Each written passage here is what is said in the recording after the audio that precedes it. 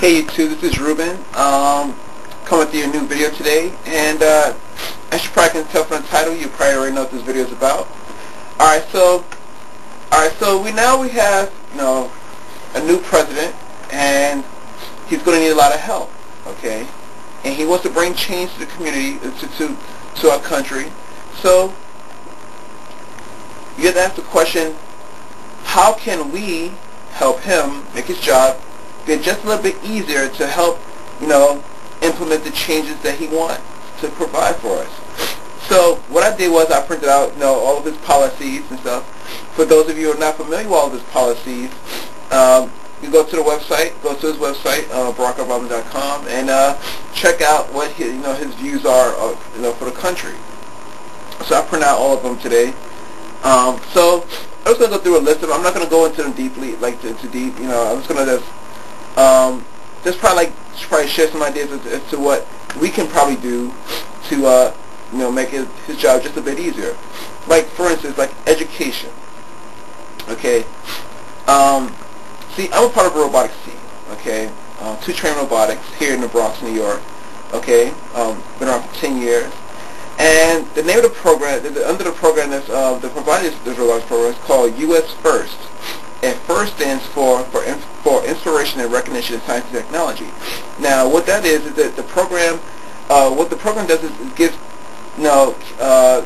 students, teenagers, elementary school, to use their science and math skills in a way they can actually build it and use something with it. Okay. All right. Another way it can also help him out his education policy is if you know a teacher or you are a teacher, and these students got to take standardized tests and things and tests, getting prepared for to graduate school and stuff with. You can probably set up a little study group with the kids. I mean, a lot of times parents don't have a lot of time to sit around with the kids and to go over go over these little tests and stuff that the education system has to put out every year. For math, English, and science. So maybe if you're a teacher or a teacher, talk with them and see if they can probably set up some type of little classes where they can after school. There are lots of after school programs, but why not just probably start one in your neighborhood, or probably straight from your house, get a bunch of kids from from the neighborhood who probably go to the same schools as your children, and just have a little study session with them. Probably provide little snacks and everything. This way you can get to know your neighbors and a little bit better, and you want to help out you're helping out their children, and they're helping out your children to succeed. Move forward. Okay. His energy and environment plan. All right. Now, for energy, a lot of us, we could for our cars and stuff. I know there's a lot of people who are out there experiment with different electric cars and ethanol and stuff. Maybe there's something we can do probably here. If you live in the city, a lot of us live, have a lot of gas guzzling cars, and maybe we could probably start up a little program ourselves as to where we can start promoting electric cars or cars that run on corn oil or fried Chinese, the Chinese restaurants grease. That people already done it. We've been doing it for years and years. So why can't we try it? For those of us who have not done it, try it too. Just try to make our environment a little bit better. Because here in the Bronx, asthma rate is extremely high. Okay, and maybe some of it is probably genetic and some of it is not genetic. Because there's a lot of pollution in the area. Car, CO2 emissions and everything, and children breathe it in over time, and your lungs, it becomes really unhealthy for you.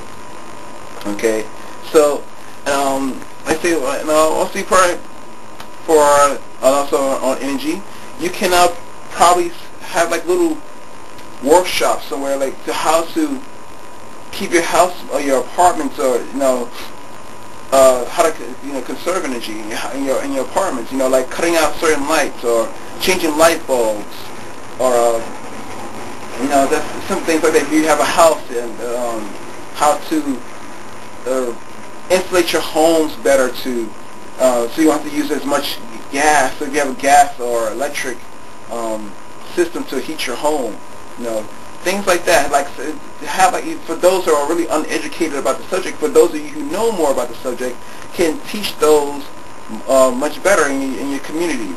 Be like a sort of a little organizer there, and teach others about that. Okay.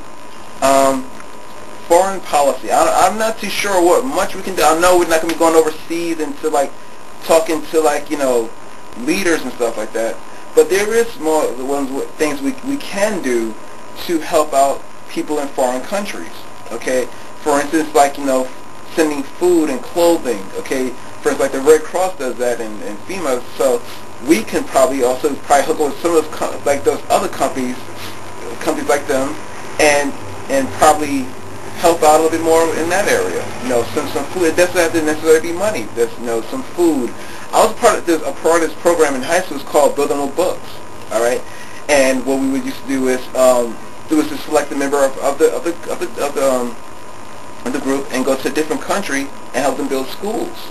Okay, I mean, I'm gonna say I don't have enough money to be really going around to build have money to go fly around the country and help them build schools, but we can in some way help out with those issues they may have in those countries. So, because if it's just sending clothes and food and things, if we don't, the things that they need, or it's like certain, even if it's something, even if it's technology, it's like we have not saying there's something really old, maybe a radio, or television, I don't know, but something that's to help them out, to keep them